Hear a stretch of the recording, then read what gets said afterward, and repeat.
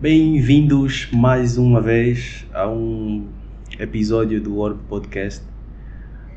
Hoje temos a honra de contar com a presença de uma figura que eu admiro bastante, porque interajo sempre que possível com essa figura e temos o privilégio de poder conversar e registrar esse momento de modo a partilhar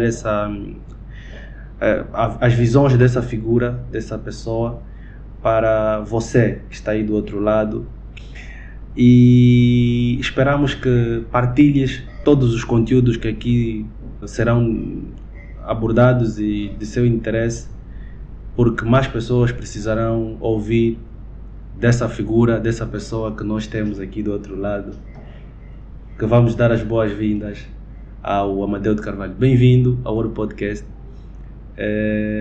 Esse que é também o episódio número 1 do nosso quadro Sem Sanções, onde vamos fazer o misto das sensações da vida e sem sanções no que falar, porque o objetivo é partilhar as vivências desde o ontem, o hoje e prevermos perspectivarmos o futuro. Seja bem-vindo ao Ouro Podcast. E temos o hábito de não descrevermos os nossos convidados e deixar a critério do nosso convidado a descrição dele mesmo. Bem-vindo ao Ouro Podcast mais uma vez. Obrigado mais uma vez e sinto-me honrado por este convite.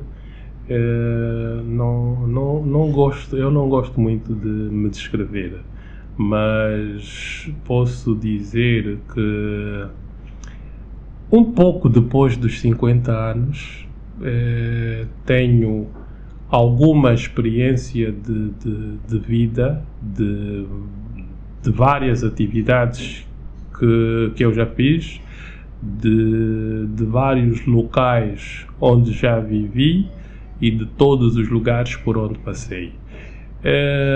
Posso dizer que vivi alguns anos na Lunda Norte, onde nasci, no Dundo, no leste, próximo do Congo Democrático.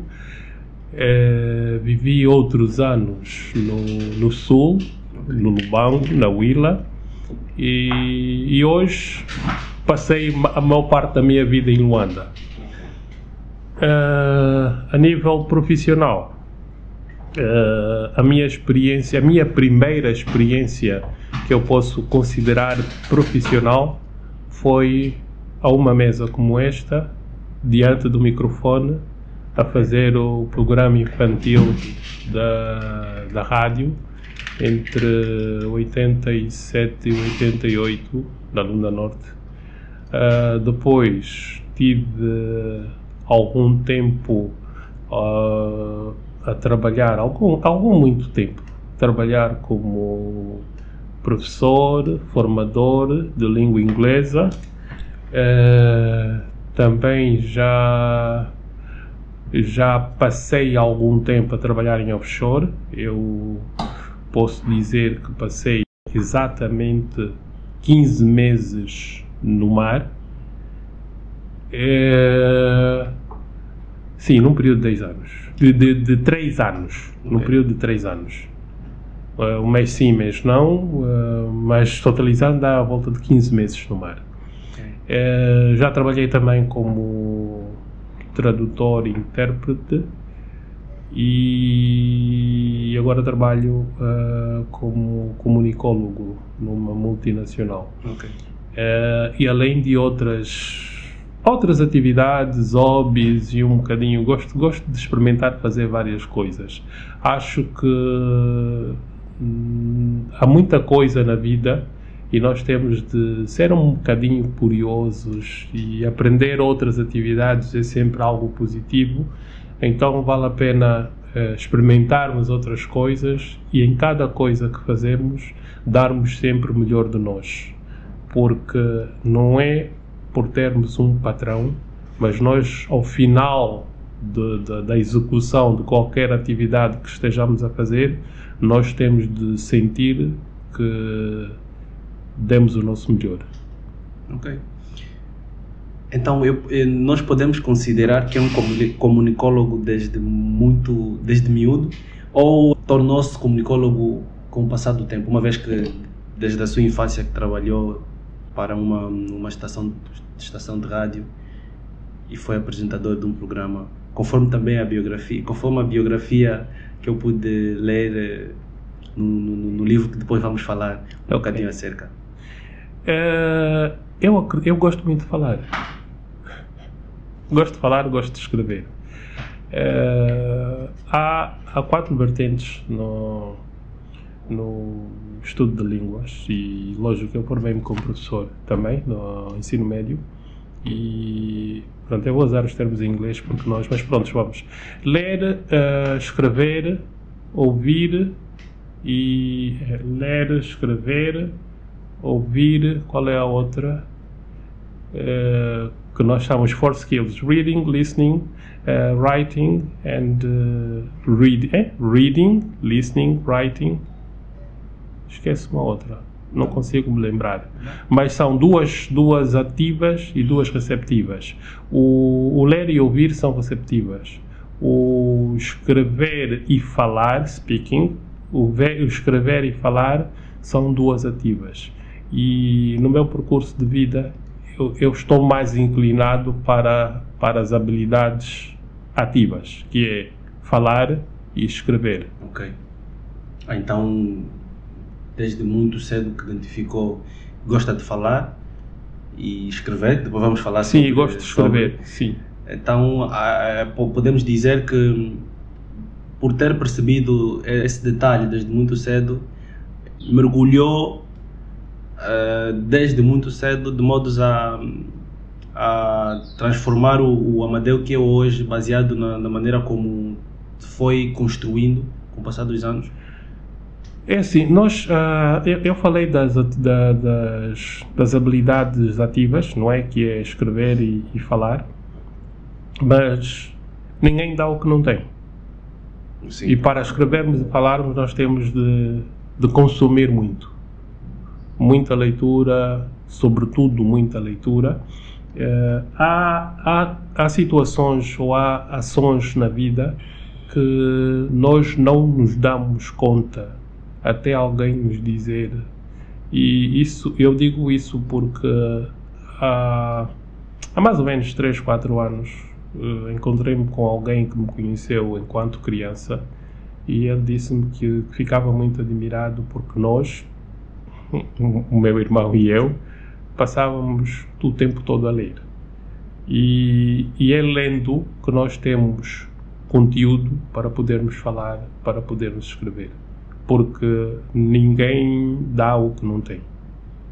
Mas então, esse exercício de leitura, cultivada desde muito cedo, de forma indireta, teve a influência dos pais, que também é algo que gostávamos de falar sobre isso. Que influência os nossos pais acabam tendo para a construção do nosso eu? E sendo pai, quais seriam as visões que têm para os seus filhos e que de alguma forma poderão dar sequência a essa maneira de ver o mundo, dessa maneira de influenciar de forma positiva? Pode não ser com leitura, pode não ser com escrita ou com a fala, porque como são 4, de certeza que as outras 2 também são interessantes, né? Qual é o proveito que teve e quais são as experiências que, baseado no modo como foi influenciado desde muito cedo, sim, poderá partilhar, de modos a termos uma noção que nós, enquanto pais, precisamos fazer isso, uma vez que temos visto cada vez mais pessoas que têm filhos, mas não são pais, porque procriar é uma coisa, mas ter filho e ser pai são coisas completamente diferentes. Eu percebi. Eu hoje gabo-me de ter tido o melhor pai do mundo. Nós dizemos um bocadinho todos isso, mas uma das coisas que tenho na memória, e enquanto eu estava na escola a estudar o 3º nível, né, que era a 7ª e 8ª classe, os meus colegas diziam-me: o teu pai parece criança. E o meu pai sempre foi uma pessoa muito brincalhona. Então, isso é uma das coisas que eu aprendi. É possível ser brincalhão, e sem faltar respeito. Além disso, o meu pai foi uma pessoa que sempre me encorajou, nos encorajou a fazer tudo aquilo que nós quiséssemos. Eu levei um choque, exatamente quando me foi feito o convite para fazer o programa infantil. Eu era dos mais novos e sempre fui o mais novo na turma, não é? Na sala de aulas, e tinha um colega já relativamente mais velho, aí perto dos 17, 18 anos, que era da JMPLA, e ele convidou-me, disse: olha, eu queria que fizesses o programa infantil. Então eu fui para casa falar com o meu pai e fiquei admirado com a resposta que o meu pai deu-me, que foi: queres? Vai. Eu esperava alguma relutância, eu esperava o vamos conversar, eu esperava alguma coisa, quer dizer, alguma barreira, mas não tive. E isso de alguma forma me responsabiliza também, porque é um sinal de confiança. E hoje eu digo aos meus filhos, se o meu pai foi assim, e partilhando, meu pai nasceu em 1929, se o meu pai que nasceu em 1929 tinha essa abertura, por que eu não hei de ter a mesma abertura um pouco maior? Porque o problema não está na liberdade, está exatamente em responsabilizar as pessoas por aquilo que fazem ou por aquilo que decidem fazer. Eu decido ser alguma coisa, eu tenho que ir atrás, baseando-me sempre no primeiro ponto de vista que eu dei, para eu ser o melhor, como eu costumo dizer aos meus filhos, o melhor que a minha capacidade permite. E esse deve ser o nosso ponto de referência. Em tudo aquilo que eu faço, eu tento ser o melhor que a minha capacidade permite. E isto, como filho, como pai, muitas vezes acontece e nós ficamos pai, e as pessoas sabem bem do que é que eu estou a falar. Acontece, não é programado, e de repente a nossa parceira fica grávida. Mas aí é uma responsabilidade que nós temos a assumir. E não falo só em responsabilidade no sentido material de dar apoio material ao filho, mas em educar uma pessoa para a sociedade, tendo consciência de que essa pessoa nasceu com uma personalidade própria. Eu hoje, que sou pai, discordo muito da teoria de John Locke, da tábua rasa, que as pessoas nascem sem nada. Não, nós já nascemos, não. Nós nascemos sem conhecimento, mas temos uma predisposição, uma base comportamental, um caráter que se revela logo desde a nascença. Eu tenho 2 filhos e eles são completamente diferentes. É porque eu ia questionar se é baseado no DNA dos pais, essa característica que eles acabam tendo desde a nascença, porque muitos são os homens que defendem a teoria de que a criança nasce zerada e ela vai absorvendo, ela vai construindo a personalidade de acordo ao meio em que ela está inserida, porque na medida que vai bebendo, ela vai construindo as palavras, e por isso é que muitos defendem que, a título de exemplo, é quando pegas uma criança nascida em Angola, por exemplo, e colocas ela a viver nos Emirados Árabes Unidos, ela vai falar a língua dos Emirados. Sim, falar a língua não tem muito a ver tem a ver com o ambiente, o sítio onde estás. E isso acontece até com os animais. Nós nos adaptamos ao bem em que estamos. E ele, continuando, também falou que se pegares uma criança, e deu o exemplo do Tarzan, ele diz, ele é um humano criado por gorilas, né? Por ter sido criado por gorilas, se ele tivesse a questão do ser humano, que muitos defendem como sendo algo que faz parte dele, ele, independente de ter sido criado por gorilas, ele teria aquilo salvaguardado. Então tem essa questão, né, do cis. Eu não concordo, eu concordo com predisposições. Primeiro, vou refutar aqui a questão do Tarzan. Tarzan é ficção, é uma criação de um escritor, de alguém que teve uma ideia e concretizou essa ideia num livro que depois deu todas as histórias que foram repetidas. Eu já li sobre exemplos que foram feitos e qualquer exemplo que tenha sido feito com humanos é um crime. Nós não podemos, porque queremos estudar, pegar uma criança e pôr com um animal. Mas se eu colocar um papagaio a viver com os porcos, o papagaio nunca vai ter o comportamento dos porcos. Nunca vai integrar. Há predisposições. E são essas predisposições que fazem com que, por isso é que somos diferentes e que a sociedade tem pessoas diferentes. Mesmo os gêmeos deviam ter a mesma personalidade nesta teoria, mas não têm, porque eles nascem com predisposições diferentes. As pessoas são diferentes desde a nascença. Uma vez que as pessoas são diferentes desde a nascença e cada pessoa tem uma predisposição, como é que nós, como pais, podemos educar os nossos filhos? Como é que nós podemos educar nossos filhos uma vez que nós podemos lidar com conflitos entre os ideais nossos e a realidade que pode ser diferente de acordo ao tempo em que nós crescemos e ao tempo em que nossos filhos vão crescendo? Os nossos, é bom ter ideais, ajuda a guiar a nossa vida, mas nós não podemos ficar presos aos ideais, até porque a sociedade é mutável, a sociedade nunca é a mesma e nós temos que ir nos adaptando a esta sociedade. O ato de educação dos filhos é prepará-lo para esta sociedade e para a próxima sociedade.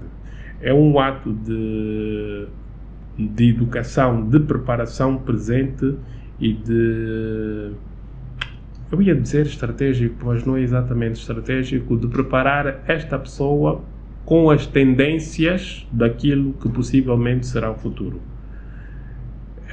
Hoje, eu partilho a opinião de que é cada vez mais difícil educar os nossos filhos.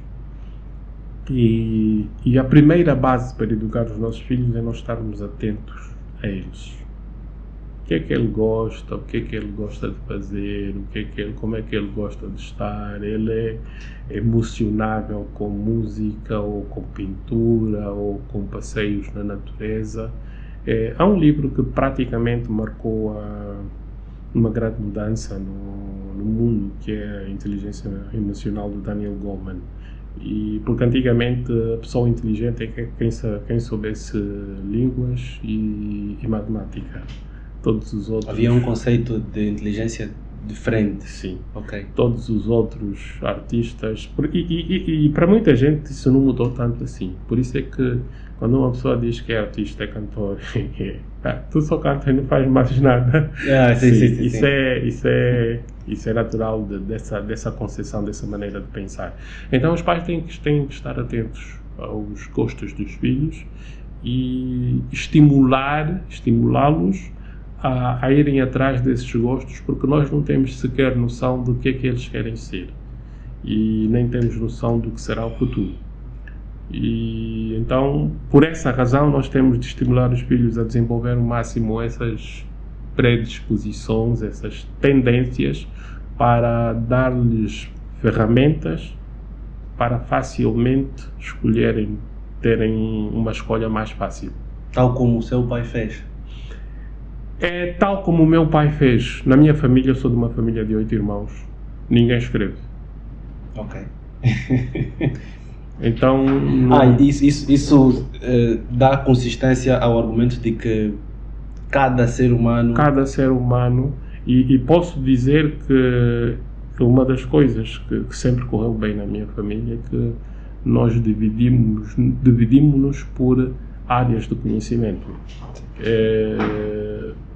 E quando alguém tem algum problema, nós olhamos para os nossos irmãos todos e ver, ok, quem me pode resolver esse problema? E eu ligo para para o meu irmão, que é mais perto dessa área, para me dar a opinião mais acertada. Isso exercemos já há muitos anos dentro da nossa família. Okay.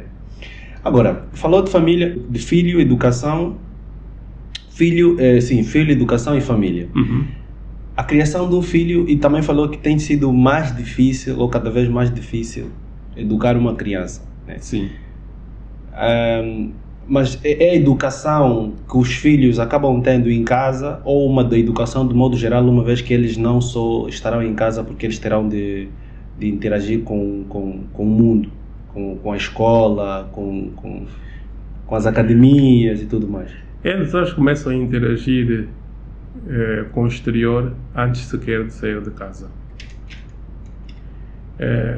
Eu só de um tempo em que a televisão abria às 18h30 e fechava às 22h30. Eram 3 horas de emissão, 3, 4 horas, por aí, 18, 22, 4 horas de emissão.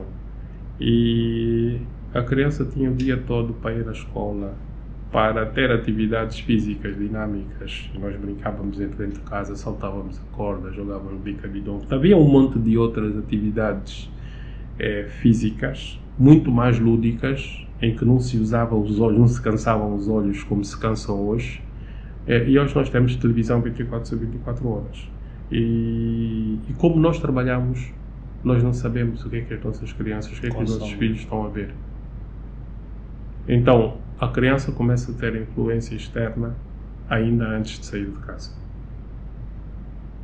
Ou da televisão, ou da empregada. Isso faz-me lembrar de alguém, de uma criança que eu conheço, que só gostava de Kuduro porque a babá só ouvia Kuduro. Ok, por acaso agora faz sentido algo que eu observo nas testemunhas de Jeová, que muitas das vezes eles escolhem trabalhar só com testemunhas de Jeová. Por exemplo, quem vai trabalhar em casa de uma testemunha de Jeová? A babá, testemunha de Jeová, o motorista, testemunha de Jeová, e por aí fora. Eu agora começo a perceber que até um certo ponto se calhar é bom fazer isso, se calhar, porque a criança que vai crescer nesse meio terá uma mesma influência semelhante à que os pais passam. Sim. Ok. Do meio, porque é mesmo, por mais em casa que ficar, temos influência de todas as outras pessoas que não são da nossa casa. Antigamente nós praticamente não saíamos de casa, ou melhor, o nosso círculo de vida era muito mais restrito, muito mais restrito. O meu particularmente era bem mais restrito, porque eu cresci até mais ou menos os 16 anos numa vila que devia ter no máximo 900 pessoas. E agora, só para a gente piorar um bocadinho a situação, se tem essa questão da babá ou da empregada ou do motorista dentro da nossa própria casa, como é que nós podemos contornar quanto à questão de escola, quanto à questão de creche ou quanto à questão das academias, né? Se eles estudar alguma arte, se estiver a praticar alguma arte, ele vai ter influência com os outros miúdos. Sim. Na escola, ele vai ter influência com outros miúdos. E depois, como é que nós podemos contornar isso? Mas isso depende de nós como pais, ou isso é algo que a educação, o sistema de ensino tende a olhar para, de alguma forma, juntos trabalhamos nisso? Quando fala em sistema de ensino, está a falar só da escola ou está a falar da conjugação de escola e pais? É esse mix, a escola e nós, né, Sim. como pais. Há duas questões a reter e aí volto ao meu conceito inicial, que tem a ver com o caráter das pessoas. Há pessoas mais influenciáveis que outras. Isso é um traço de caráter. As pessoas mais influenciáveis terão todas as influências da escola, da academia, da creche, da história. Há outras crianças que não. Mas a pessoa nasce com esse pico, com esse ponto, com esse nível de... Nasce assim. E dos meus dois, eu tenho os dois exemplos. De um mais influenciável e de uma menos influenciável, que até se afasta do grupo para quando não está satisfeita com com o meio em que está.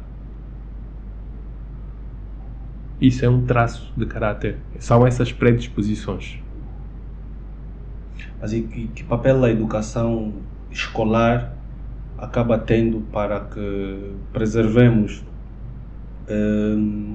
a educação de uma criança, para que possamos criar ou construir um homem para o futuro, uma vez que o filho tem de ser criado para o mundo e não para casa ou para os pais? É assim, da forma que coloca a questão, está a assumir a educação como solução da constituição ou da formação do caráter do homem. Mas não é? Não é. A educação é só parte. É só parte de...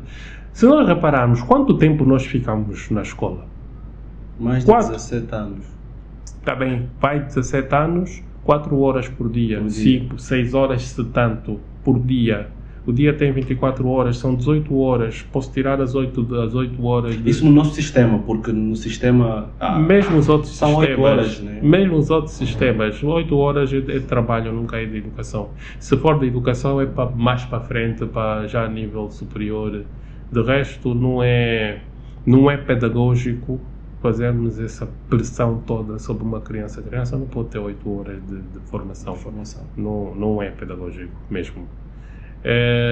Então nós estávamos, das 18 horas sobraram, eu tirei as 8 horas de sono, mais 2 horas de higienização pessoal e alimentação. Isso dá mais ou menos 6 horas que nós temos com a criança, que pode estar com os pais, ou com os tios, ou com a empregada, ou na academia de artes, ou de desporto. E depois há as próprias escolhas desta personalidade em formação. Há pessoas que convivem com drogas e bebidas alcoólicas e nunca provam. Mas nunca provam, sim. É um traço de educação ou é um traço de caráter? Para mim é mais traço de caráter que de educação.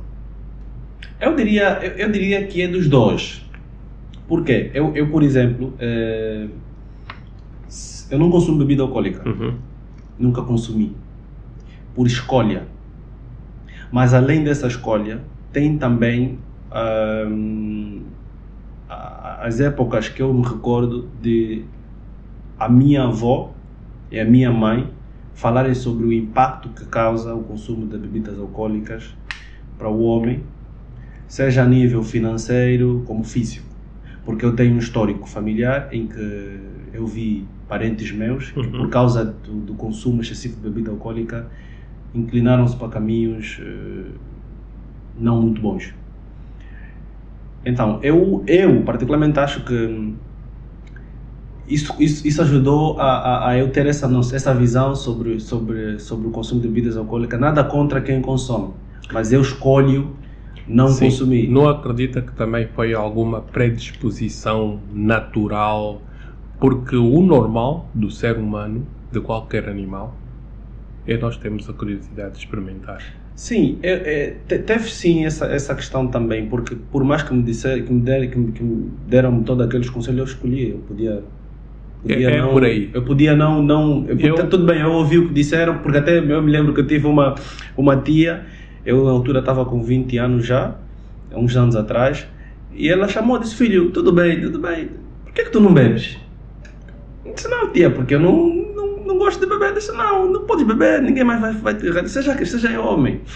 Eu disse: não, tia, eu não gosto da ideia de beber. Eu disse: então, eu acho que não é só educação, é uma opção. Decidiu não beber por causa do histórico, das histórias que ouviu, e decidiu não beber. Eu vou partilhar, vamos lá, isso foi mais ou menos em 2008, por aí. Alguém pediu-me para fazer a preparação para os exames de aptidão para a universidade. Porque eles já estavam a fazer, é uma instituição de ensino, prefiro não dizer qual, Eles já estavam a fazer a preparação para as outras cadeiras, matemática e por aí fora, e as outras ciências exatas, e pediram para fazer a preparação. Eu acho que eu teria 15 dias, 2 semanas, 10 dias, né? Que são 5 dias úteis. Teria 10 dias para fazer a preparação do grupo que ia fazer o exame de aptidão na universidade. Então eu não tinha muito tempo para avaliar o nível deles. E logo no primeiro dia eu disse a eles: olha, não tenho tempo para avaliar o vosso nível. Eu quero que vocês façam uma composição, tema livre, e assim eu consigo ver como é que vocês escrevem. Eu recebi uma composição de uma menina de 14 anos que descrevia a pressão que ela sofria das colegas para ela deixar de ser virgem.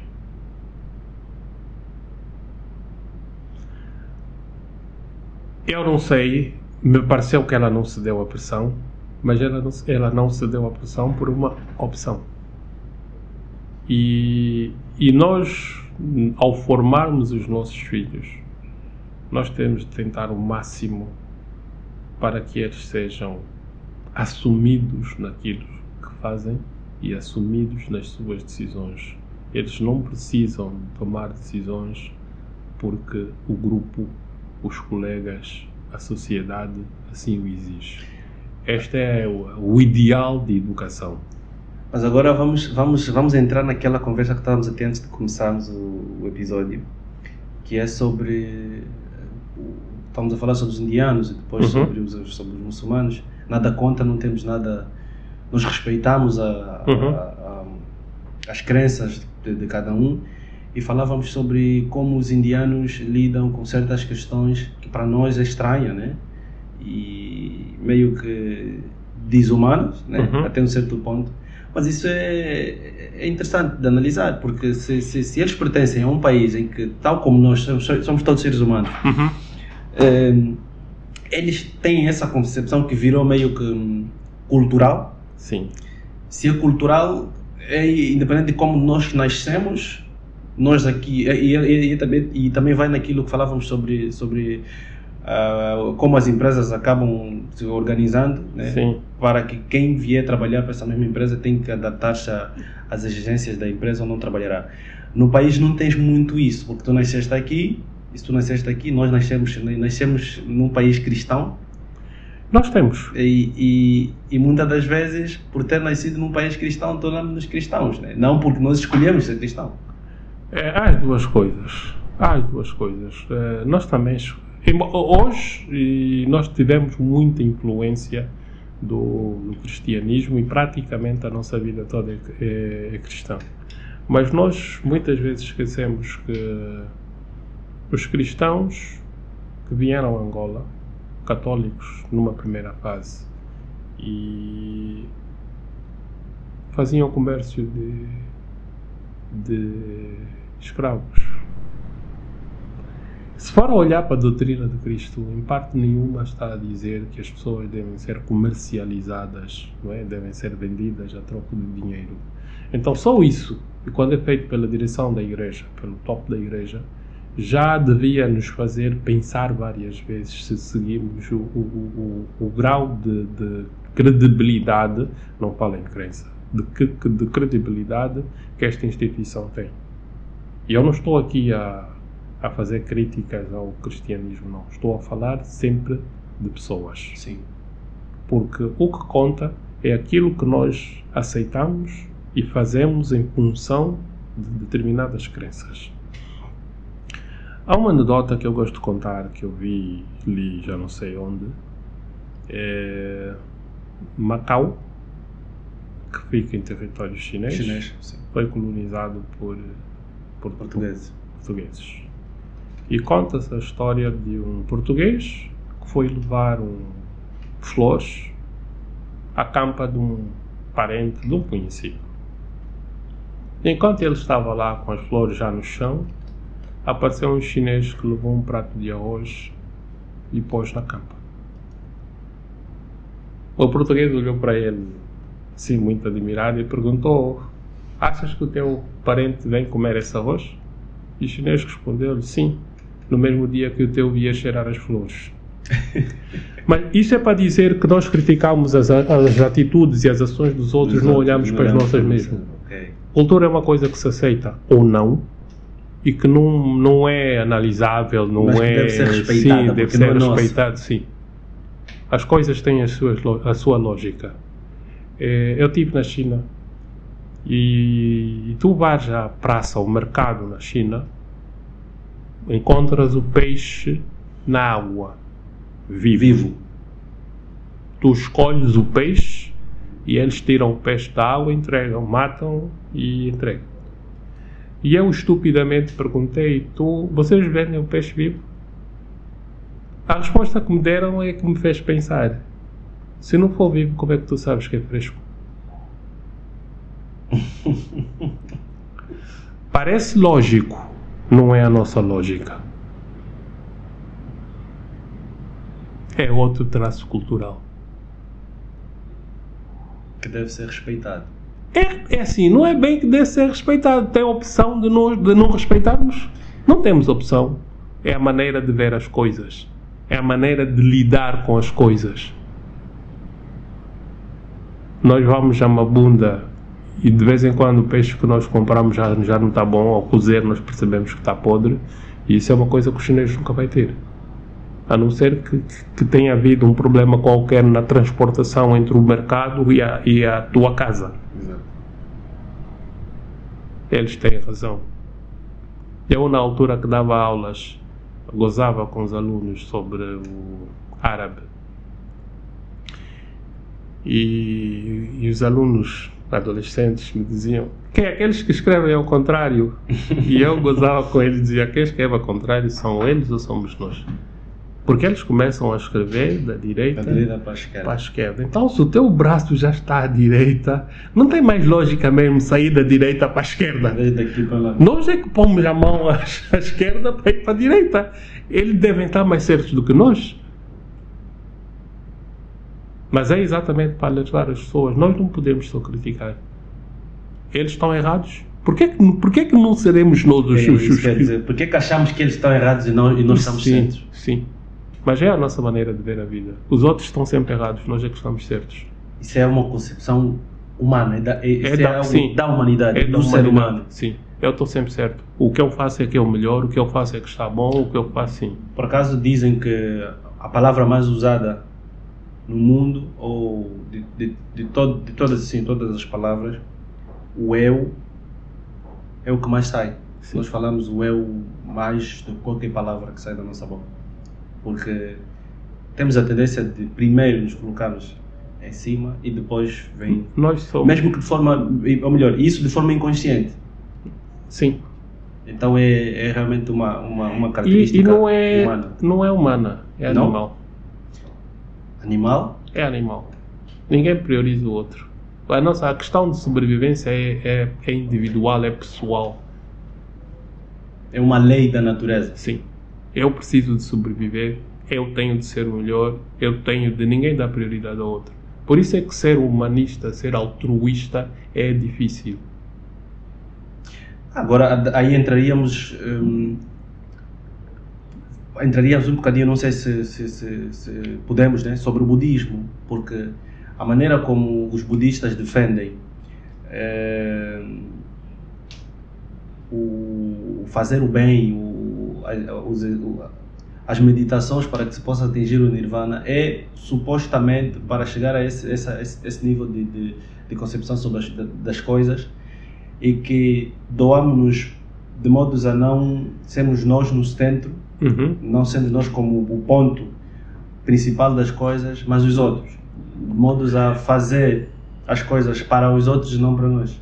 Sim, mas isso aquilo é uma questão de fases de evolução. Não só o budismo, mas as religiões orientais são muito viradas para o outro. Eu tive uma experiência há tempos com agora esqueci-me, capelão. Um capelão cruzou-se comigo num voo internacional, viemos para Luanda e pronto, e ele apresentou-se e disse, olha, vamos passar muitas horas juntos e vamos conversar. Por acaso ele é um capelão que teve a lutar contra Angola durante a guerra, sim, na guerra, no exército sul-africano. Ok, sul-africano. Não, ele é português. Ok. Ele é português, ok. E de várias coisas que ele que ele falou e que nós falamos, eu perguntei a ele se ele não achava a comparar o cristianismo com as religiões orientais, porque o cristianismo está muito para o outro. Sim. Amar o próximo como a si mesmo. Nós precisamos de ser bons para o próximo, para nós termos a elevação. As religiões orientais estão para a minha elevação individual, a minha elevação espiritual individual. Eu preciso de ser bom. E o ser bom é eu me despojar de coisas materiais. E conforme eu for me despojando de coisas materiais, conforme eu for me largando as coisas materiais, eu vou atingindo um nível de espiritualidade mais alto, mais elevado. E foi isso que eu perguntei ao capelão. Não acha que a concepção das igrejas ou das religiões orientais chega a ser melhor para a sociedade? Porque a concepção cristã virada para o outro é muito de fazer para ser visto, para... Agora, esta sou eu sozinho. Okay. Tendo o outro ou não ao meu lado, eu esforço-me para eu ser uma pessoa melhor. E isto, refletido na sociedade, dá pessoas cada vez melhores. Não estou a ser contra o cristianismo, mas estou a olhar para a concepção de vida de uns e outros. Concluindo, o capelão preferiu não me responder. Preferiu não responder, será porque não tinha uma resposta ou porque para não abalar a fé dele? Eu não sei, mas ele também já é muito mais velho para ter esses abalos de fé. Eu acho que ele já tinha idade para ter todas as concessões e ele deve ter tido formação, eles têm formação. Os católicos normalmente têm formação suficiente para encarar todos os pontos de vista. Eu tenho a mania de me preocupar com o futuro. Uhum. No futuro que eu não estarei mais aqui. Por isso é que mais cedo apresentei fiz uma pergunta que envolve os filhos, uhum. Porque os filhos são a continuidade dos pais que um dia tivemos. Sim. Nós ou não. Não, nós somos, ou não são a continuidade, nesse caso. Quando eu falo a continuidade se for de forma biológica, física, sim. De procriação, de continuidade de preservação do meio. Aí sim, a continuidade da humanidade. A continuidade da humanidade, da preservação da espécie humana. Sim. Nós somos a continuidade. Então, uma vez que nós somos a continuidade, os nossos filhos são ou serão a continuidade. Eu me preocupo muito com como será ou que será do mundo daqui a 50 anos, 30 anos, mas para melhor termos essa conversa, eu ia começar por Angola. Sim. Depois falaria da África e só assim falaríamos de mundo. Ao olhar para Angola, para todas as questões que estamos aqui a trazer à mesa, sim. Qual é a observação que o Amadeu tem sobre Angola? Sobre Angola e sobre a paternidade em Angola? Ok. Nós hoje temos vários problemas de caráter social. O dos primeiros é nós assumirmos o nosso papel, a nossa função de pais. o pai, mãe, tem de fazer um esforço de ser o melhor possível, tem de dar o seu melhor. Como pai ou como humano? Como humano. Ok. Tem uma preocupação com a humanidade. Ok. Devia ter. Isso, concordo. Devia ter, como humano. Como pai, dar o seu melhor. E muitas vezes o dar o seu melhor como pai é não ter filho ou ter apenas um filho. Mas se não tiver filho, como é que ele vai passar essa visão paterna? Pois embora para ser pai não precisa propriamente de procriar. Para ter filho já respondeu. Para ter filho sim, mas para ser pai não. Já respondeu. Nós não somos pais só porque geramos filhos. Sim, claro. Geramos filhos. Claro. Nós encontramos muitos filhos pela vida. E se nós formos pais, e quando nós somos pais, vê-se, porque o filho fica com o pai, confia no pai. E depois, conforme as nossas condições materiais, espirituais, psicológicas, nós podemos optar por não gerar filhos. Nós podemos optar por ter 1 ou 2 filhos em vez de 7. Para chegar a essa conclusão de que não, eu terei só um, ou melhor, é melhor não ter, isso requer muitos itens, né? Para chegar a essa conclusão, ou é algo que é fácil de se Não, não é fácil, nada é fácil. Nada é fácil, viver não é fácil. Não, obviamente. Acordar todos os dias e pensar o que é que eu vou fazer, como é que eu vou fazer, vou à escola aturar o professor, como é que eu chego até a escola, viver é difícil.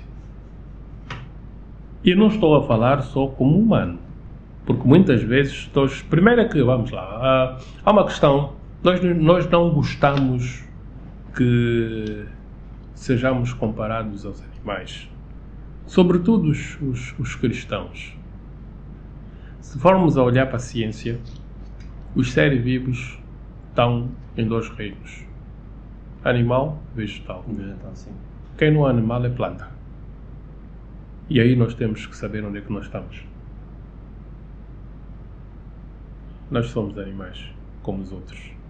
Resta saber se somos, se nos enquadramos em vegetal ou... Não, nós não somos vegetais, porque a característica principal do vegetal é ter raízes e ficar no mesmo lugar. Temos raízes? Não. Nós andamos, nós nos movimentamos, nós somos animais. Ok. Naturalmente, biologicamente, estamos preparados para reproduzir. Nós dizemos que nós somos animais racionais para nos distinguirmos dos outros animais. Que animal racional é que junta 100 kg de explosivo e dispara para um sítio onde vivem outros da mesma espécie? O humano, o homem. É racional? Ele acha que é, ou usa mal a racionalidade. Ok, então nós temos de rever isso. Se nós olharmos para a vida dos outros animais que nós chamamos irracionais, e eu estou aqui a falar dos animais carnívoros, leões, chitas e não sei o quê, pensa quão difícil é para cada um desses animais encontrar comida para si e para suas crias. Leão é o rei da floresta. Ok, é difícil ele conseguir carne para comer todos os dias? É. Ou melhor, é difícil, não é fácil? Não. É difícil. Ele precisa trabalhar, ele precisa ir atrás, ele então, precisa caçar. Então, viver é difícil para todos os animais. Para todos mesmo, viver é difícil. Para nós também. E aí nós temos, se nós somos racionais, eu vou pensar, faço filho agora, ou estudo mais um bocadinho, melhoro um bocadinho o meu rendimento e faço um filho. Mas e porquê que muitos, se não olhando para o nosso país, sim, porquê que é possível constatarmos uma realidade inversa a esse pensamento como a de outra partilhar? Deparamos-nos com casos de nada contra, né? Não interpretem como se estivéssemos a julgar as escolhas que as pessoas fizeram. Cada um faz as suas escolhas e, baseado nas escolhas, vive as consequências dessas mesmas escolhas. Só que essas consequências dessas mesmas escolhas, muitas impactam não só a pessoa que fez a escolha, mas as pessoas à volta também. Porque se eu não tenho condições de sustentar 7 filhos e faço 7, obviamente que no longo prazo eu estou a criar um problema não só para mim, porque essa pessoa precisa de alimentar-se. Acabou de dizer há pouco que nós somos egoístas, nós só pensamos em nós. A palavra vai dita no mundo é eu. Nós só pensamos em nós, não pensamos nas consequências. Da mesma forma que viver é difícil, pensar é difícil. Pensar é preciso ensinar as pessoas a pensar. E aí entra um bocadinho pai, mãe e a escola. Supostamente, a escola não passa só conhecimentos para os alunos. A escola é suposta ensinar cada uma daquelas crianças, cada um daqueles jovens a ter um fio de pensamento. Tu, para chegares aqui, tens que pensar daqui, depois aqui, para tu chegares aqui. Mas esse é o papel da escola ou seria o papel da escola? Esse seria o papel da escola. Hoje não acredito que as pessoas estão bem formadas para darem boa educação. Eu fiz INE década 80, 90, início da década 90. E na altura em que eu fiz INE, a especialização era depois da 10ª classe, depois do 10º ano. 11ª e 12ª eram os anos de especialização. Nós dávamos, qualquer pessoa que tenha feito INE, Instituto Médio Normal de Educação, ou Instituto Normal de Educação, na década 80, início da década 90, aprendeu, teve 4 anos de português, inglês, matemática, física, química, história, geografia, biologia. 4 anos. É como se fosse ensino médio. Essa pessoa está muito mais bem preparada para a monodocência que alguém que começou a fazer especialidade só no médio, na 9ª classe. Sim. Sim. Mas então, esse sistema de ensino, ao ver do Amadeu, hoje, é melhor, está melhor, é bom, é ruim, aprisiona ou liberta? Uma vez que nós passamos pela escola durante todo aquele período que há pouco calculamos. Durante a Covid sou mau pai. Durante a Covid olhei para o livro do manual do meu filho. Estava a fazer a 7ª na altura. E fiquei escandalizado com a falta de informação que os manuais atuais têm. Não tem nada. Tem palavras, posso dizer, vazias. Não tem nome de cientistas quase nenhum. Não? Não. Os nossos manuais tinham muito mais informação. Sim. Eu acredito que isso deve ter sido feito para dar mais peso, confiando no sistema, que o professor que prepara as aulas vai levar esses conteúdos à aula, e o aluno só tem aquilo como material de apoio, de apoio, não pode dizer de referência, porque normalmente as coisas de referência são mais completas. Mas fiquei mesmo triste com os conteúdos dos manuais atuais. Tem muito pouca informação. Possivelmente seja ou isso a nível do professor, ou o facto de haverem as tais tecnologias de informação que se exija que os alunos façam também a parte deles, investigando em casa. Não sei. Estou afastado do sistema de educação há muitos anos já, e não sei que orientações pedagógicas têm os formadores, mas não tenho gostado muito dos resultados. O que ao teu ver, seria, o que será do país, do continente, se continuarmos do jeito que estamos a nível de educação e de conteúdo programático para as crianças, conteúdos didáticos? É assim, o nosso continente precisa de sobreviver. E digo, o nosso continente tem que ter consciência de que nós precisamos de fazer alguma coisa para sobrevivermos. E o sobreviver é mesmo sobreviver, não morrermos, não desaparecermos. Nos foi dito que a África não tem história. E isso é uma falácia do Ocidente. A África tem sim história e tem uma história muito mais rica que o Ocidente. O nosso problema, o problema de África, é o facto de grande parte das línguas africanas não serem graficamente representáveis, ou melhor, não serem escritas. Não serem escritas. Isso faz com que nós não tenhamos manuais escritos que retratam a nossa história. Mas há coisas que nós sabemos da história, sobretudo da Europa. Há um povo ou há um grupo de pessoas que dominou o sul da Europa, que nós conhecemos por mouros. Os mouros, sim. Sim. Quem eram os mouros? Os mouros não eram mais do que gente de pele escura, porque a palavra mouro vem da palavra mauros, grega, que quer dizer negro. É gente de pele escura que levou conhecimento para a Europa. O Renascimento veio pouco depois dos mouros terem por lá passado. Quem gerou conhecimento para a Europa são os de pele escura. A civilização dita ocidental veio do Egito.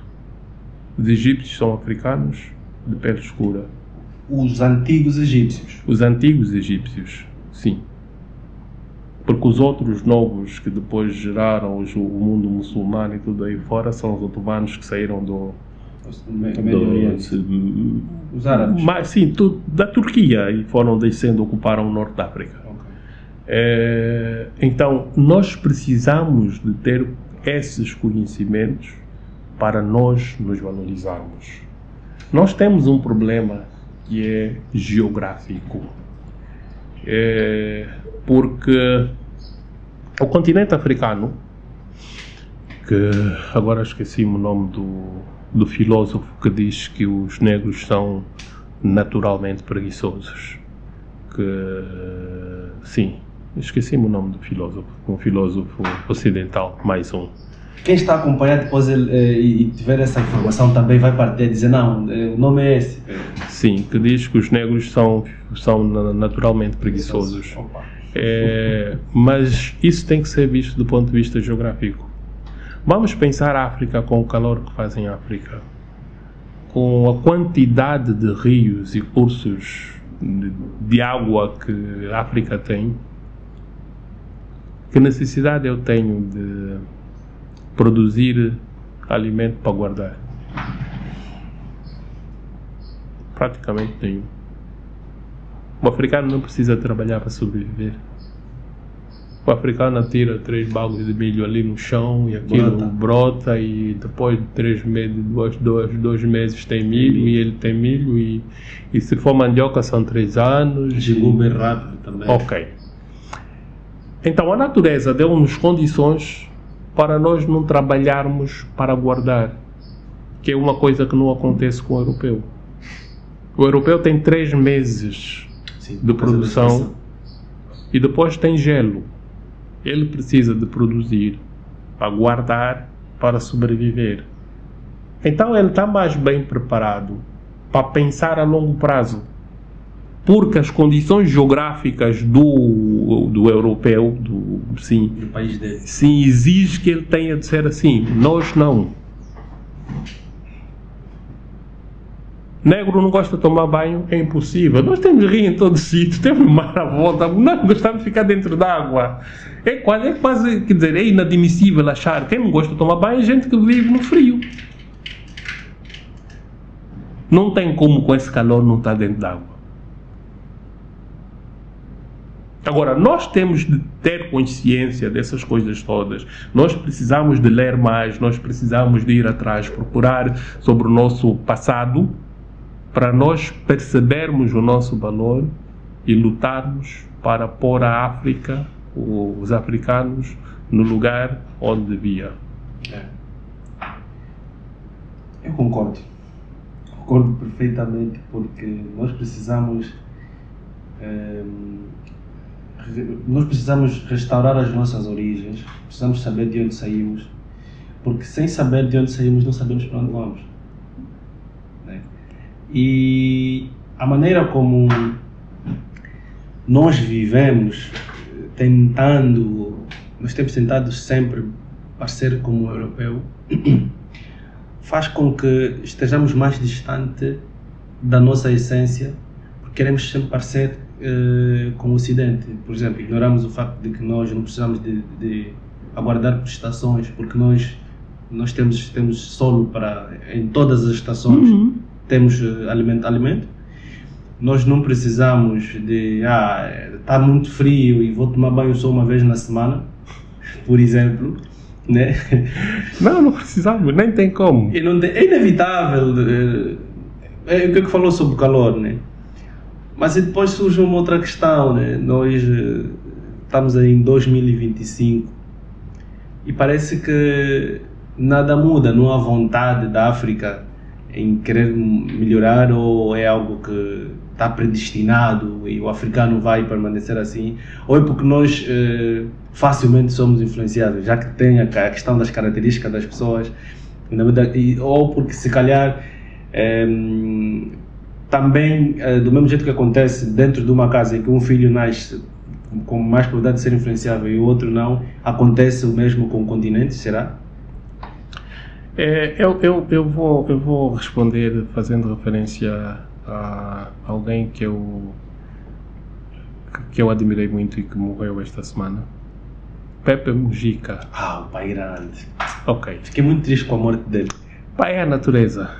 E pouca gente sabe sobre ele. Sim, por acaso eu notei por isso. Uma simples razão, porque o mundo atual não pode deusificar alguém que é contra o consumo, alguém que passa a imagem boa do que é ser humilde, do que é ser pobre, do que é sobreviver tendo pouco.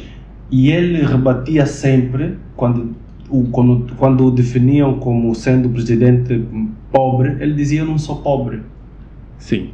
Porque o conceito de pobreza que a sociedade ou que o mundo tem é diferente daquele que ele tem desde muito cedo. Por isso é que mesmo quando esteve como presidente do Uruguai, não deixou de conduzir a viatura que ele tinha, sim. não deixou de viver no local onde ele vivia, e todas as regalias que ele acabou tendo como sendo presidente, ele abdicou, porque sabia que não precisava de mais do que o necessário para viver.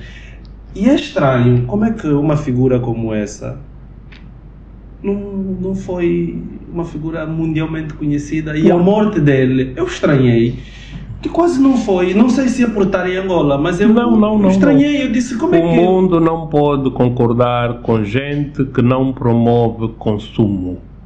Então eu não sei, eu acho que eu também serei esquecido.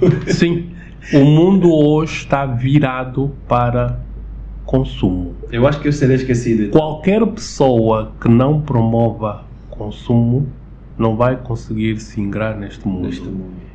África tem que mostrar ao mundo que nós conseguimos gerar consumo interno para nós mesmos. Há dias vi um meme, um post, uma coisa qualquer nas redes sociais, em que alguém está exatamente a dizer que a África é o único continente que não precisaria dos outros para sobreviver. Nós somos, se não me engano, 54 países, 55 se tanto. 54. Nós temos gente suficiente em África para consumir o que quer que seja que nós produzamos. Se a África se organizar, se a África fizer tudo isso e deixar de consumir as marcas criadas, não vou dizer marca nenhuma, há muita gente que não veste roupa se não tiver o símbolo da marca. Sim. Nós hoje fazemos tudo para mostrar marca. Marcas de quê? De coisas que são produzidas no Ocidente. Há aquela anedotazinha, que não é anedota, é facto, de quantas voltas dá o dinheiro judeu entre os judeus antes de passar para mãos de não-judeus.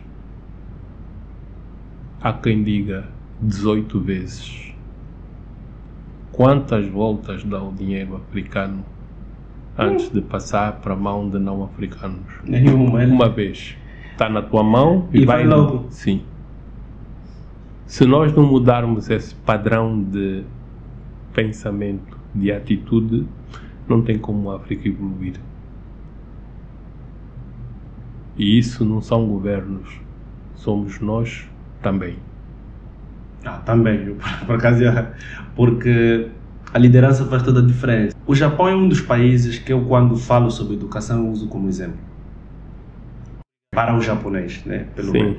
Porque eu acredito que eles preocupam-se não só com o eu, mas com o nós. Por quê? Porque eles querem que no longo prazo o país continue. Não. Eu acho que é isso. Não. O sucesso do Japão tem a ver com a maneira, com a cultura deles. Sim, mas é baseado em quê? Por quê? Qual é o objetivo desse sucesso? Ou por que eles continuam com o modo com o qual eles educam os japoneses? Porque eles não querem perder a cultura deles.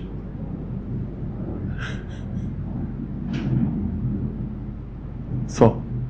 Então vamos nos pôr numa posição em que nós não precisamos de ser influenciados. Nós vamos manter as nossas coisas aqui. Eu há tempo estive a ler sobre Coreia do Sul e li que em certa altura os sul-coreanos perceberam que as pessoas que viviam na montanha tinham maior esperança de vida. As pessoas que viviam na montanha? Sim, ou perto da montanha. Então eles estudaram porquê. E concluíram que o pessoal que vivia perto da montanha andava mais. O que é que eles decidiram fazer? Estruturaram todas as cidades de formas a que toda a gente, incluindo as que vivem em zonas urbanas, andem o suficiente para não ficarem doentes regularmente. Então, as paragens dos autocarros, dos metros, são relativamente distantes das zonas habitacionais para obrigar toda a gente a andar.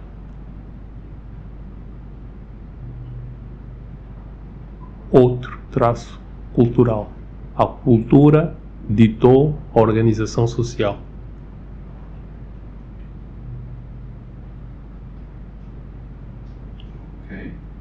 Então são essas pequenas coisas, pequenos natas que trazem prosperidade.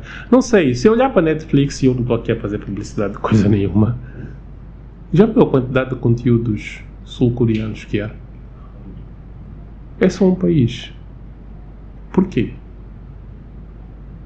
A razão é a mesma do Japão.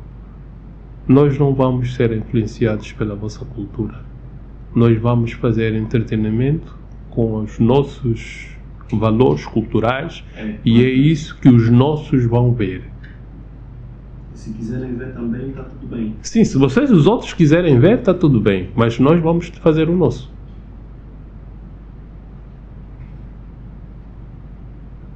Mas isso é liderança? Eu não gosto de entrar por aí. Não estamos a falar política. Eu não gosto de entrar por aí. As lideranças só fazem aquilo que nós permitimos.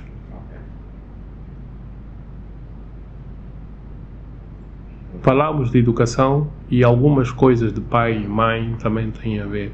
O pai, quando não é tão bom assim como foi o meu, tu podes conversar, dialogar com o pai. Há casos de sucesso, eu conheço alguns casos de sucesso de pais que eram muito autoritários, mas que os filhos conseguiam dizer ao papá: o mundo é assim, se não for assim, como é que nós ficamos? E os pais mudaram. Então tem de haver um diálogo. Educação, cultura, os aspectos fundamentais para nós estruturarmos o futuro. Se nós não olharmos para isso e seguirmos o consumismo, nós estamos muito atrás de toda a gente. A África só vai ser alguma coisa se nós desistirmos do consumismo e promovermos o nosso desenvolvimento. Ultimamente, Angola tem estado a apostar made in Angola, feito em Angola. Ok. Somehow, de alguma forma concordo. Mas o consumo de coisas naturais é bem melhor para a saúde das pessoas do que as coisas processadas. E nós temos terreno, como disse, temperatura e tudo o resto para comermos fresco. Frutas, hortaliças, peixe, carne. Angola é de sítios que não precisava de comer congelados. Não há necessidade. Não devia haver. O mar é aqui ao lado. Rios é o que mais temos. Nós até o único peixe. O que é que nós comemos de peixe? Caramba. Não, de peixe do rio. Cabuço. Só. É o único peixe. O bagre não é dele. Seco. O bagre Seco. Seco. Seco. Sempre. Alguma vez provaste bagre fresco? Não. O congolês é que prova o bagre fresco. Por que é que nós não comemos o bagre? Nós não, por acaso.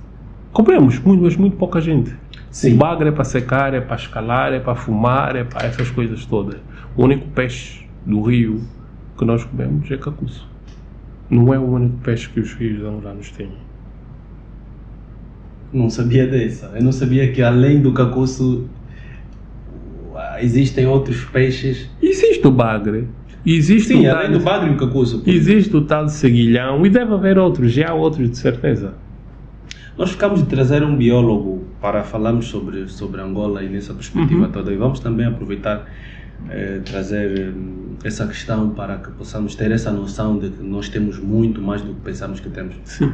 Nós não conhecemos o nosso país, nós não conhecemos a nossa cultura, nós não fazemos nada para saber mais sobre o nosso país.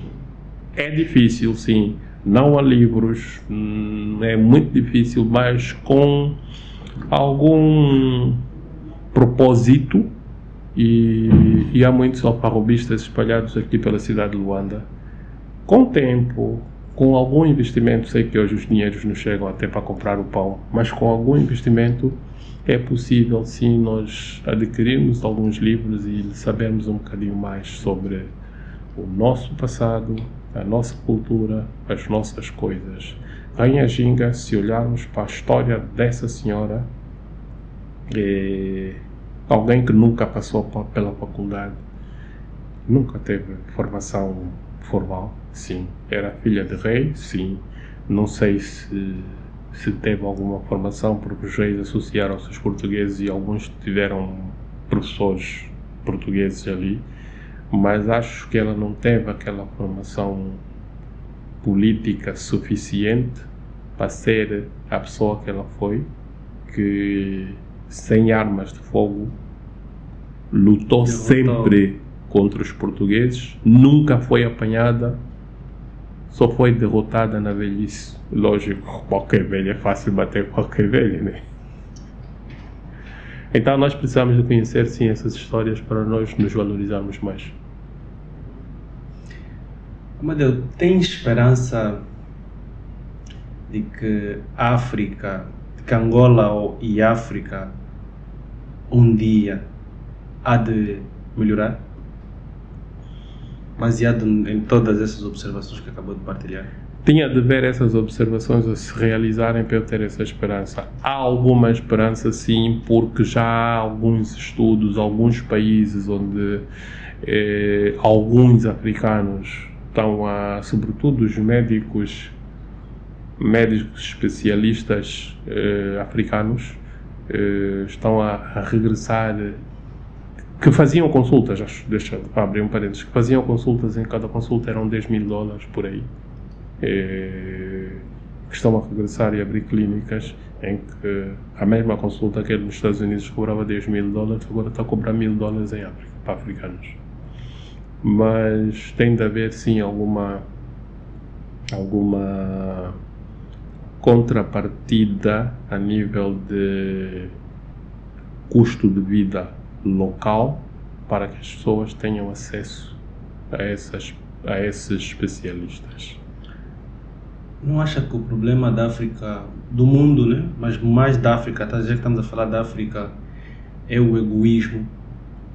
Mas o egoísmo, nós nunca nos vamos afastar do egoísmo. O egoísmo é da natureza, é da nossa natureza animal. Eu diria egoísmo descontrolado. Como é que se cria equilíbrio? Se eu pegar nesta garrafa de água e pôr uma e colocar outra na outra, sim, é igualar os níveis de modos a ficar. Nós temos numa balança do governo, num prato da balança do governo, o que é que está no outro prato? Nada. Precisamos de uma sociedade civil com conhecimento e que tenha capacidade de ser o contrapeso. Não são partidos políticos, é sociedade civil. Concordo. E essa sociedade civil só vai chegar a esse nível se formar, se tiver conhecimentos. Então nós temos que ir atrás dos conhecimentos. E de lembrar que ir atrás do conhecimento não significa só frequentar a escola. Não é frequentar Exatamente. A escola, não é frequentar a escola, é o que nós tivemos a falar. Nós precisamos de conhecer a nossa cultura, nós precisamos de conhecer os nossos lugares, todos, nós precisamos de conhecer a história de Angola mesmo. Agora uma dúvida, como é que o Amadeu, o que o Amadeu faz para servir de meio de partilha desses conhecimentos para os outros? É assim, por enquanto não faço grande coisa. Eu tenho estado a juntar alguma bibliografia sobre Angola, sobre África, e tenho planos de colocá-la num sítio, num espaço físico que ainda não tenho, e disponibilizá-la para quem quiser. É um plano para o futuro. Agora, falando do livro, só para introduzir, para quem não conhece o Amadeu é o autor dessa obra, e eu acredito que, sendo a pessoa que é, por trás dessa obra tem alguma mensagem ou alguma missão que quer de alguma forma concretizar, porque não é só um desejo de não, quero vender, quero lançar um livro e escrever, porque conforme falou, pensar é difícil. Sim. E se pensar é difícil, pensou e concretizou e tem essa obra brilhante no mercado, o que é que tem por detrás desta obra, A Caverna do Rugido, que é muito interessante? É assim, a história dos meninos que vão atrás. Essa obra, e hoje é uma obra, essa história foi um desafio que eu tive com uma colega quando estava a terminar o ensino médio. O principal objetivo era dar a conhecer o país aos leitores. E dar a conhecer o país de duas formas. Falando, o plano inicial era de ter os personagens em cada uma das províncias de Angola. Então eu tenho 3 histórias nesse livro. Uma em Benguela, uma na Lunda Norte e uma em Luanda. Mas E não era só o conhecer o país, mas também ter alguma história antiga, história com H, alguma história antiga relacionada ao país. Benguela, relativamente a e a primeira história é muito pacifista, mesmo. E essa história é pacifista porque foi escrita em 92, no ano das primeiras eleições e essas coisinhas todas. A história dos miúdos, sim, que foram atrás daquela aventura para saber de onde veio o barulho, foi escrita, surgiu em 1992. Sim. Essa história é antiga, essa é uma história de paz mesmo. Por isso é que a estatueta aparecia e desaparecia conforme se cometesse algum ato de violência perto. E no fundo a mensagem é essa: não tem como termos riqueza enquanto tivermos violência. A segunda história também tem a ver com a dilapidação das riquezas do país, que é a história que acontece muito na Luna Norte. Mas só quando pensa em Luna Norte pensa em diamantes. Então é alguém que atravessa a fronteira para vir buscar diamantes, mas tem um lado humano muito grande. É que as crianças, é o melhor, que a investigação para salvar as crianças, não é? Ok, os diamantes são muito importantes, mas as vidas estão em primeiro lugar. A terceira história é relacionada ao mar. Ao mar, a história da Quianda e os mistérios do mar.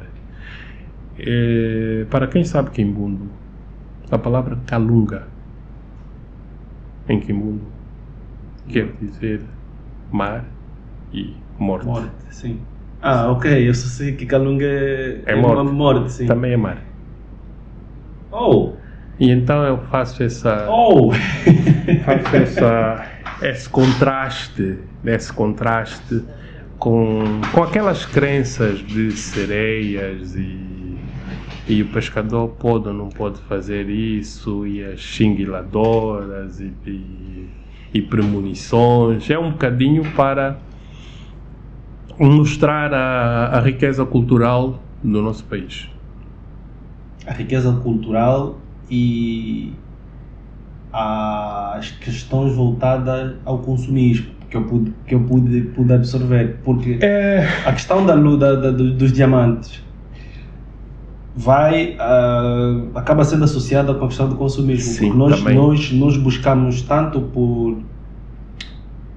pelas coisas, que nos esquecemos que por trás das coisas tem as pessoas. Tem as pessoas. E não é só a mesma. A primeira história, a Caverna do Rugido, é exatamente a mesma coisa. Se recordar, as crianças queriam encontrar a estatueta que era de ouro, que era dessa história, para devolver. Não era para ficar com eles. Não me interessa o valor disto. Não, eu quero encontrar para eu dar ao país. E então é um pouco isso de cultura, de nacionalismo, porque eu acho que se nós precisamos de tornar a ser patriotas. Hoje não somos patriotas, não temos muitas condições para o ser, mas nós precisamos de tornar a amar o nosso país e fazer tudo para ele crescer. Então é um pouco por aí, é uma forma de resgatar esse amor à pátria e chamarmos a Angola pátria. Que isto está um bocadinho posto de lado. Porque hoje amar a pátria e amar a pátria mesmo realmente está muito difícil. É difícil. Então nós precisamos de resgatar esse amor à pátria. Vamos tornar Angola a nossa pátria. E nossa pátria é um lugar de onde nós não queremos sair. Ou um lugar para onde nós queremos voltar. Eu gostei.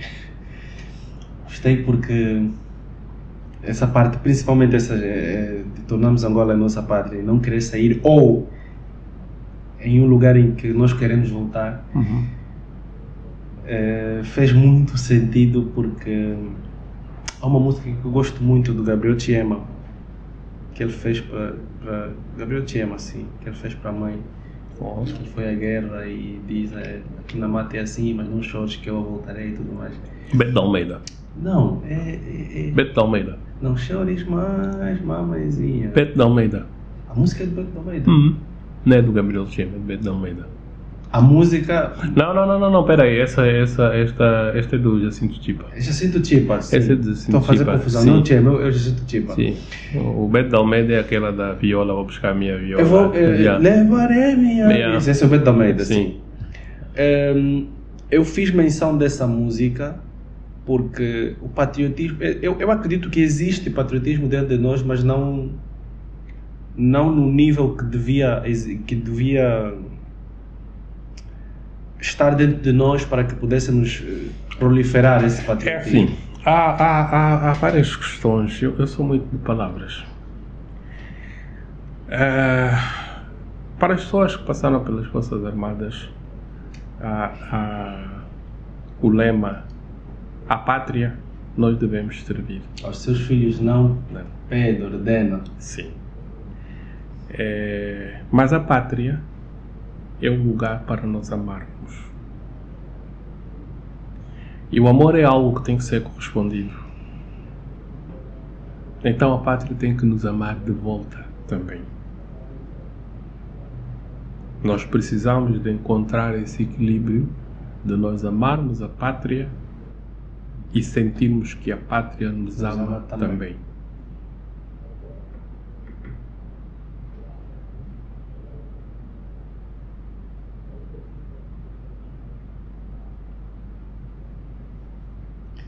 Amadeu, o que é o amor para ti? O que é o amor para mim? Eu acho que eu acabei de definir o amor. O amor é um sentimento em que nós queremos o bem do outro e que ele deve ser correspondido. Ponto. O amor é querer o bem do outro. No geral, de forma abrangente. E a felicidade? Já que falou do amar a pátria amar-nos, porque isso está associado ao amor e à felicidade. E a felicidade, o que é a felicidade? A felicidade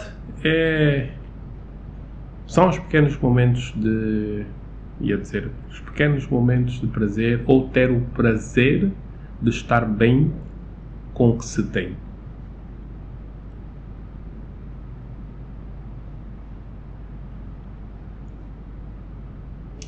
E aí não há nada de material, não há nada. Eu estou bem com o que tenho. Amadeu, há por acaso, ou melhor, comenta alguma coisa que eu se calhar não perguntei, que o Amadeu gostaria de falar a respeito disso, e porque acha que é importante quem está do outro lado ter noção do que o Amadeu gostava de partilhar. Uma coisa que eu gostaria de partilhar, não sei, eu tenho muitas coisas para partilhar e muitas vezes é mais fácil as pessoas perguntarem, mas eu tenho duas divisas de vida. Duas, não sei, vou ver se me recordo. Uma delas é: as pessoas não têm de ser como eu gosto ou como eu quero, e eu não tenho de ser próximo das pessoas que não são como eu gosto. Sim, esta é boa. E daí eu falar da questão da felicidade. A outra, estou a ver se me recordo da outra, é: não des razão ao outro de ter razão. Eu prefiro repetir a palavra razão, mas vou esmiuçar. Não des motivo ao outro de ter razão. Em tudo o que fizeres na vida, não des motivos. Nunca. Estarás sempre bem.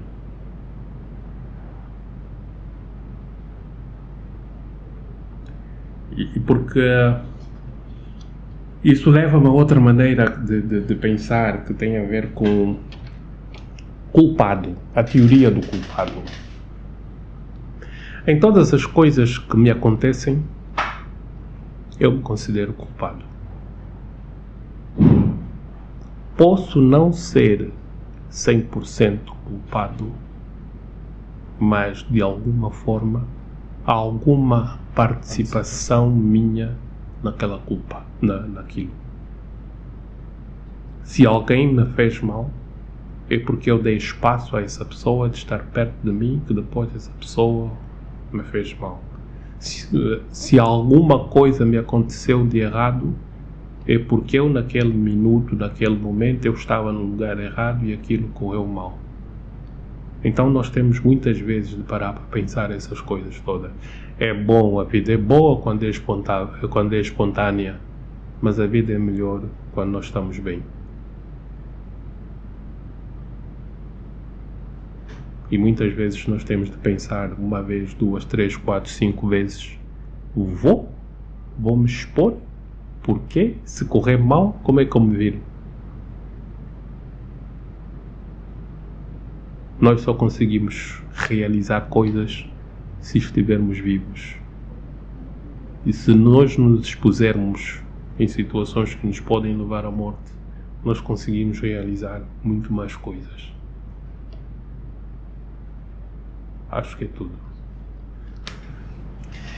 Por fim,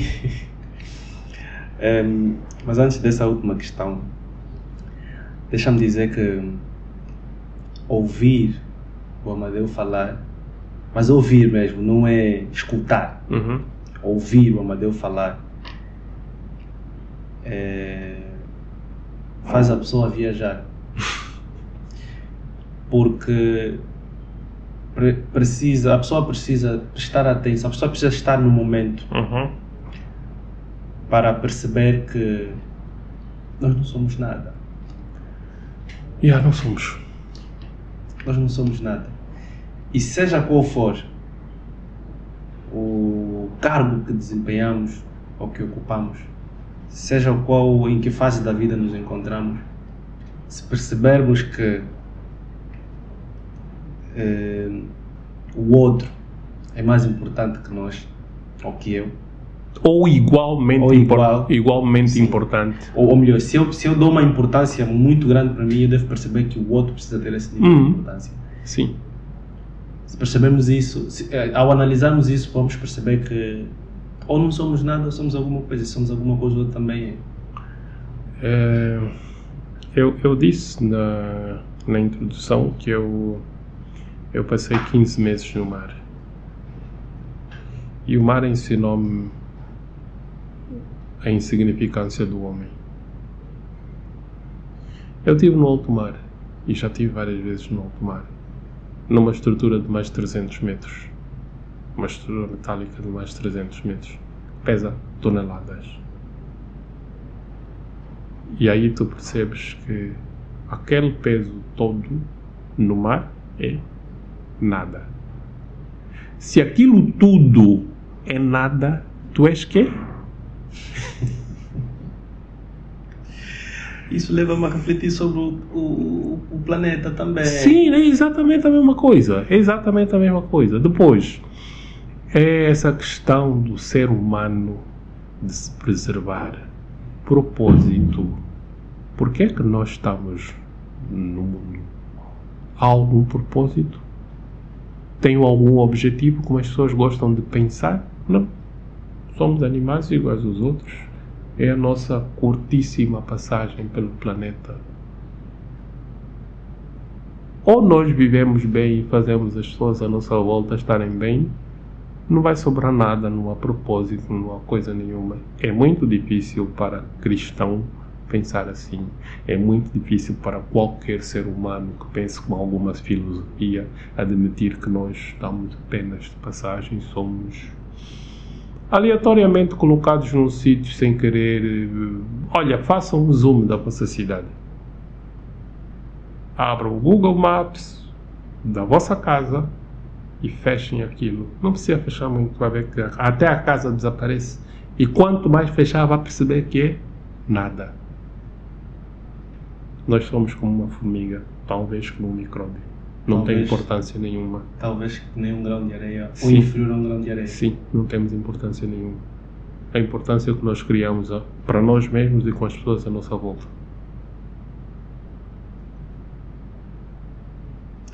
Amadeu, o que é que fica das pessoas que já se foram?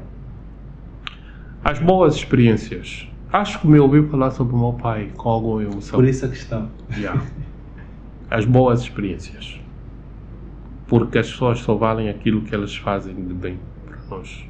E isso é que fica das pessoas. E isso é que nós sabemos, o que é que nós devemos saber para tentar criar ao máximo boas experiências para os nossos. Eu acho que eu tinha partilhado contigo, e tornamos a falar da relação pais-filhos, eu tinha partilhado contigo, e quem for a minha página do Instagram vai encontrar muitos pratos com um copo de sumo, um copo de uma bebida qualquer e uma comida qualquer. Isso é uma experiência que eu tive com os meus filhos de todos os sábados, religiosamente todos os sábados, durante um ano, preparar um lanche para eles, que era sumo natural e era feito apenas por mim, pelo papá. O objetivo inicial era cada um de nós os três, os meus filhos e eu, melhorarmos as nossas atitudes dentro de casa. E eu um ano depois parei porque eu achei que eles não se esforçaram o suficiente. Mas é uma coisa que está na cabeça deles. É uma experiência que eu proporcionei e quem sabe um dia eles vão repetir com os seus filhos, com os seus netos. Então nós temos sim de criar boas experiências com os nossos filhos. A boa experiência não é oferecer um iPhone, é estar com eles. Mais facilmente os meus filhos vão se recordar dos nossos lanches do que as coisas materiais que eles receberam.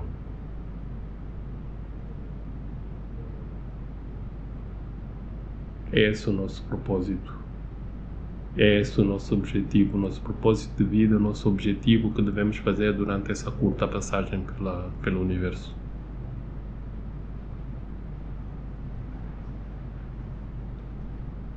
Deixar o mundo melhor do que encontramos. Será? Tentar deixar, eu acho que não é tanto olhar, mas numa perspectiva mais ínfima, uma perspectiva mais mínima. É fazer bem aos teus próximos. É nessa perspectiva mínima, né? Fazer bem aos teus próximos, tentar ao máximo esticar esses próximos para muito mais, naquilo que é possível. Mas devemos sim ser bons com as outras pessoas. Porque nós não somos nada. Porque nós não somos nada, absolutamente nada. E nós estamos de passagem. Eu falei de história, eu falei de Rainha Ginga, eu falei de um monte de coisas. Onde é que estão essas pessoas hoje? Porquê é que nós falamos? Porque foram boas, fizeram coisas boas. Se não, nada. E eu acho que vocês sabem, não sei se sabem, que a sepultura, a campa da Rainha Ginga está lá num mato qualquer que é de acesso extremamente difícil e que não se dá muita importância, mas existe. Não é como algumas pessoas dizem na Mochima ou alguma coisa assim? Não. Está numa área de Malange com um acesso extremamente difícil. Yeah. E querem mais de Rainha Ginga? Vão para os Estados Unidos. Vão ficar admirados com a veneração praticamente que a senhora tem lá. Saiu um documentário há 2 anos na Netflix. Documentário completo, a um certo ponto, com detalhes que eu fiquei tipo, como é que o americano conhece assim sobre a Rainha Ginga e nós aqui quase não vimos. Eu aprendi mais sobre a Rainha Ginga naquele documentário do que todos os anos que eu estudei. Daí nós irmos atrás das nossas histórias. Nós não escrevemos livros. Quem escreveu os livros foram os estrangeiros, digo, portugueses e padres católicos e coisa. Os primeiros eram os jesuítas, os mais candongueiros. Os jesuítas e depois os capuchinhos que tiveram aqui, mas há necessidade sim de nós irmos atrás, de nós aprendermos outras línguas, porque os conhecimentos sobre a África estão escritos em português, em francês, em inglês, em italiano, e estão nas grandes bibliotecas do Ocidente. Então nós temos que criar condições de ir atrás desses livros. Esses conteúdos, sim. Se porventura desejarmos melhorar e mudar. Nós temos de desejar, é a única forma de melhorarmos. Foi aquilo que eu disse, nós temos que equilibrar, nós temos o governo num prato da balança, nós precisamos de encher, precisamos da sociedade civil. Precisamos de você que está aí do outro lado. Sim.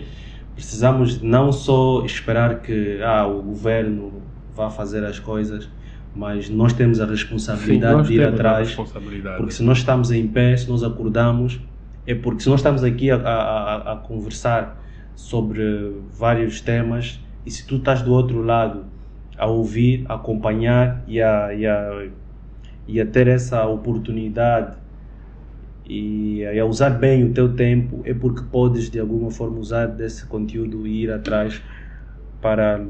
Há dias estava a conversar com um jovem e ele estava-me a falar do pai da nação. Eu comecei a rir, eu disse, não é. Mas não, o presidente é pai da nação. Não, o presidente não é pai da nação. O presidente é uma pessoa que está investida daquele poder para exercer um cargo público. Ele trabalha para a nação, ele não é pai. Pai é o teu pai só, que tem que se preocupar contigo.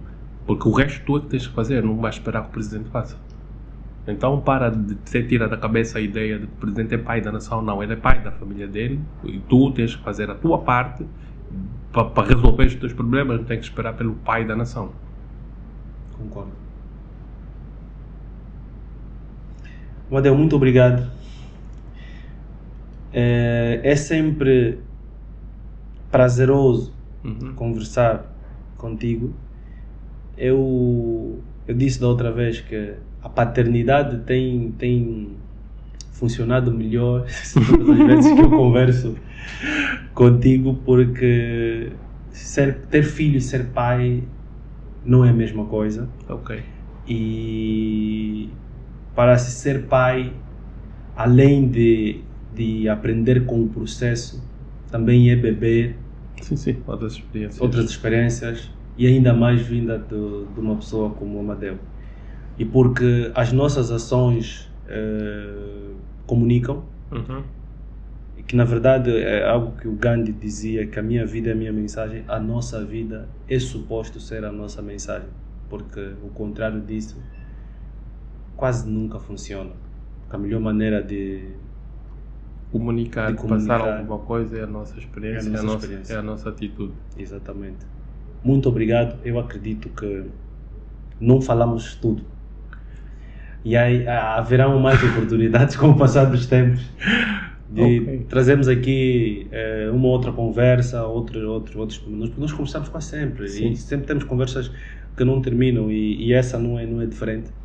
Mas vamos obedecer, vamos respeitar o tempo, né? Que é para não ficarmos, já largamos muito até certo ponto. Mas eu gostava de agradecer mesmo por tudo quanto faz para os seus filhos, e porque tal como faz para os seus filhos vão fazer para as pessoas à volta. É como se estivesse a semear uma semente. Sim. E dessa semente, quando brotar, ela vai ter a sombra e muitas pessoas vão poder, em momentos ensolarados, quando tiver muito sol, eles vão poder usar aquela sombra para descansar. Ok.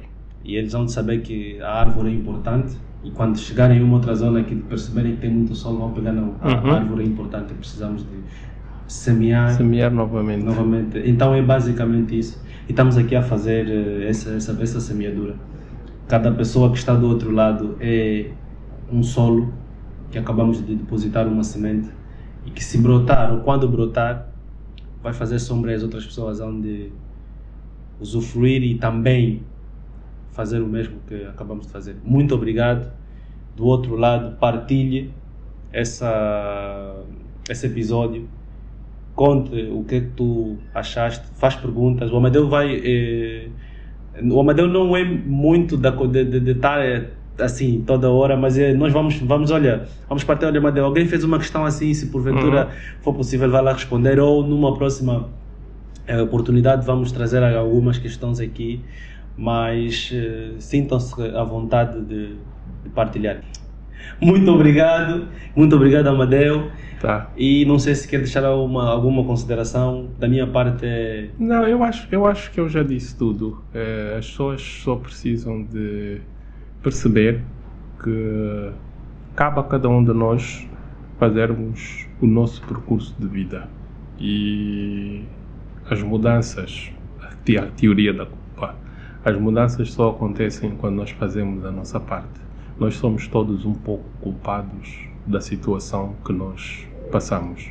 Então nós precisamos de fazer mais para darmos equilíbrio à balança.